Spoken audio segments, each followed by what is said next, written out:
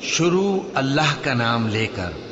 جو بڑا مہربان نہایت رحم والا ہے۔ سورج کی قسم اور اس کی دھوپ کی، اور چاند کی جب وہ اس کے پیچھے چلے، اور دن کی جب وہ اسے روشن کر دے، اور رات کی جب وہ اسے چھپا لے، اور آسمان کی اور اس ذات کی جس نے اسے بنایا،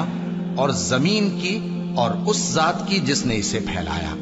اور نفس انسانی کی اور اس کی جس نے اسے درست کر کے بنایا۔ پھر اس کو بدکاری سے بچنے اور پرہیزگار بننے کی سمجھ دی کہ جس نے اپنے نفس کو پاک رکھا وہ مراد کو پہنچا، اور جس نے اسے خاک میں ملایا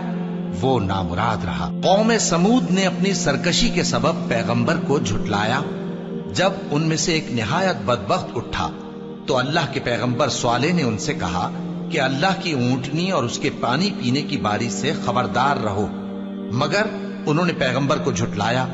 پھر اونٹنی کو مار ڈالا تو ان کے رب نے ان کے گناہ کے سبب